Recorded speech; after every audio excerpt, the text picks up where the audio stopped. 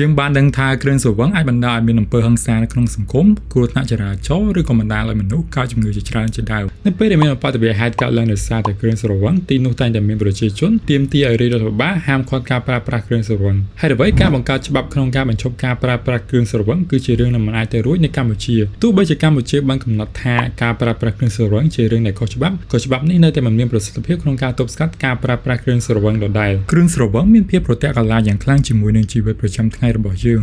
ងហើយហេតុផលបន្ទាប់ខ្ញុំនឹងបញ្ជាក់ថាហេតុអ្វីយើងមិនអាចបញ្ឈប់ការប្រើប្រាស់គ្រឿងស្រវឹងបានការប្រើប្រាស់គ្រឿងស្រវឹងជាផ្នែកមួយនៃវប្បធម៌របស់យើងវាមិនមែនត្រឹមតែកើតឡើងក្នុងពេលថ្មីៗនេះទេតែការប្រើប្រាស់គ្រឿងស្រវឹងគឺមានតាំងពីបុរាណកាលមកមុននឹងយើងមានស្រាបៀរមកទទួលទានគឺយើងមានស្រាសស្រាថ្នាំស្រាពាងឬក៏ទឹកត្នោតជូរជាដើមហើយគ្រឿងស្រវឹងទាំងអស់នេះគឺបានផ្សារភ្ជាប់ជាមួយវប្បធម៌ខ្មែរជាយូរមកហើយគ្រឿងស្រវឹងទាំងអស់នេះគឺមានសារៈសំខាន់ក្នុងការប្រារព្ធពិធីផ្សេងៗមង្គលការឬក៏ការអបអរក្នុងពិធីអ្វីមួយជាដើមឧទាហរណ៍ថាស្រាពាងជាស្រាមួយប្រភេទដែលផលិតពីអង្ករហើយត្រូវបានគេដាក់ក្នុងក្រឡដែលផ្សំជាមួយនឹងថ្នាំរុក្ខជាតិផ្សេងៗដែលស្រានេះមានប្រភពចេញពីជនជាតិភាគតិចនៅក្នុងខេត្តមណ្ឌលគិរីនិងខេត្តរតនគិរីតែស្រានេះជាផ្នែកមួយនៃវប្បធម៌របស់ជនជាតិភាគតិចអស់ទាំងនោះការទទួលទានស្រាពាងជាផ្នែកមួយដ៏សំខាន់សម្រាប់ដំណើរការសង្គមរបស់ជនជាតិភាគតិចអស់ទាំងនោះការបង្កើតច្បាប់ហាមឃាត់មិនឲ្យទទួលទានស្រាពាងគឺស្មើនឹងការវាយប្រហារទៅលើប្រពៃណីទំនៀមទម្លាប់ជាយូរលង់មកហើយរបស់ជនជាតិភាគតិចអស់ទាំងនោះដែលអាចឲ្យច្បាប់នេះពុំមានអ្នកគាំទ្រហើយការល្មើសច្បាប់នៅតែបន្តមានគ្រឿងស្រវឹងវាមិនត្រឹមតែជាវប្បធម៌របស់យើងទេតែវាបានចូលរួមចំណែកអភិវឌ្ឍសេដ្ឋកិច្ចជាតិផងដែរឧស្សាហកម្មស្រាបៀរបានចូលរួមចំណែកយ៉ាងសំខាន់ក្នុងការអភិវឌ្ឍសេដ្ឋកិច្ចកម្ពុជាតាមរយៈការផ្តល់ឱកាសការងារដល់ប្រជាជនខ្មែរ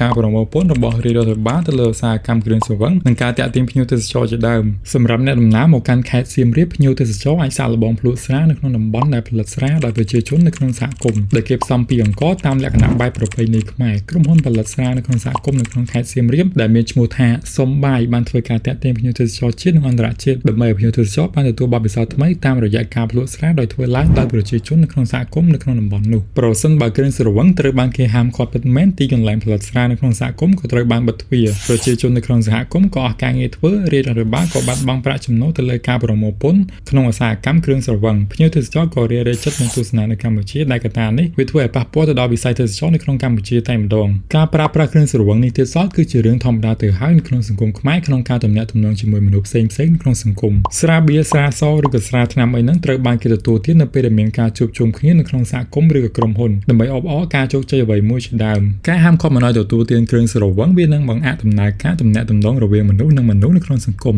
នៅពេលដែលច្បាប់បានចែងថាគ្រឿងស្រវឹងជាវត្ថុដែលខុសច្បាប់វានឹងធ្វើឲ្យទីផ្សារគ្រឿងស្រវឹងពុំមានច្បាប់គ្រប់គ្រងត្រឹមត្រូវដែលអាចធ្វើឲ្យអ្នកប្រើប្រាស់គ្រឿងស្រវឹងទទួលទានគ្រឿងស្រវឹងដែលមិនមានសុវត្ថិភាពឬក៏អាចធ្វើឲ្យមនុស្សពលស្រាជាដើមការព្យាយាមហាមឃាត់គ្រឿងស្រវឹងគឺធ្លាប់កើតមាននៅក្នុងប្រវត្តិសាស្ត្ររួចទៅហើយដែលនៅក្នុងអំឡុងឆ្នាំ1900តួលេខប្រជាជនអាមេរិកជាពិសេសមនុស្សប្រុសបានទទួលទានគ្រឿងស្រវឹងគឺមានកម្រិតខ្ពស់ខ្លាំងណាស់តែការស្រវឹងស្រាជោគជាំគឺជារឿងធម្មតាទៅហើយការស្រវឹងជោគជាំនេះទៀតសោតវាក៏ធ្វើឲ្យប៉ះពាល់ទៅដល់ស្ថាប័នការងារដូចជាការធ្វើការមិនមានប្រសិទ្ធភាពគ្រោះថ្នាក់នៅក្នុងកន្លែងការងារក្នុងវិស័យសំណង់បញ្ហាហិង្សានៅក្នុងគ្រួសារនិងការមកយកចិត្តទុកដាក់នៅក្នុងគ្រួសារជាដើមអំពើអក្រិតកម្មផ្សេងៗមានការតាក់ទងជាមួយនឹងការប្រើប្រាស់គ្រឿងស្រវឹងនៅពេលនោះមហាជនក៏គាំទ្រឲ្យមានច្បាប់បញ្ឈប់ការប្រើប្រាស់គ្រឿងស្រវឹងសហរដ្ឋអាមេរិកបានបង្កើតច្បាប់ក្នុងការហាមឃាត់មិនឲ្យប្រជាជនផលិតនិងចែកចាយគ្រឿងស្រវឹងដោយនេះមិនមែនជាច្បាប់ធម្មតានោះទេតែនេះគឺជារដ្ឋធម្មនុញ្ញរបស់ប្រទេសតែម្ដងសហរដ្ឋអាមេរិកចង់អនុវត្តច្បាប់នេះដើម្បីកាត់បន្ថយអក្រិតកម្មលើកកម្ពស់សុខភាពប្រជាជននិងរឹតចំណងគ្រួសារឲ្យកាន់តែល្អប្រសើរសម្រាប់ប្រជាជនអាមេរិកដែលទទួលទានគ្រឿងស្រវឹងពួកគេមិនដឹងថាត្រូវធ្វើអ្វីឡើយនៅពេលទំនេរហើយពួកគេមានការសោកស្ដាយយ៉ាងខ្លាំងនៅពេលដែលច្បាប់នេះចូលជាធរមាន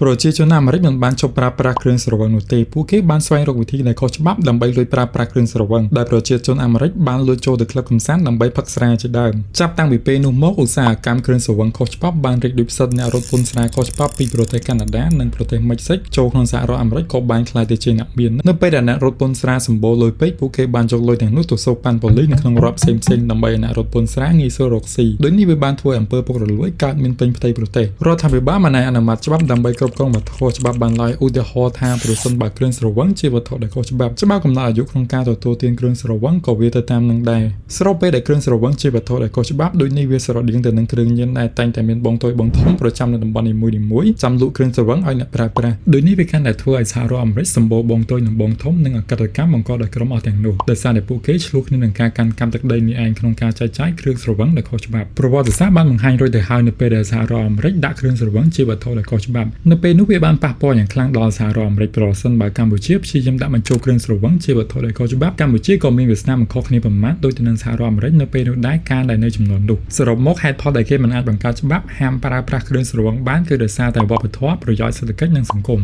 តែដែលមានមតិមួយចំនួនបានលើកឡើងថាប្រសិនបើគ្រឿងស្រវឹងនឹងវាអាក្រក់នឹងគេបិទវាយូរហើយហេតុផលដែលរដ្ឋបាលមិនបានបិទវាគឺដោយសារតែហេតុផលទាំងអស់នេះដូចនេះយើងទាំងអស់គ្នាត្រូវប្រើប្រាស់គ្រឿងស្រវឹងដោយការទទួលខុសត្រូវដោយមិនប្រើប្រាស់អំពើហិង្សាទៅលើអ្នកដទៃមិនបង្កគ្រោះថ្នាក់ចរាចរណ៍ដោយសារតែគ្រឿងស្រវឹងនិងគិតគូរដល់សុខភាពរបស់យើងជាចម្បងនៅពេលដែលប្រើប្រាស់គ្រឿងស្រវឹង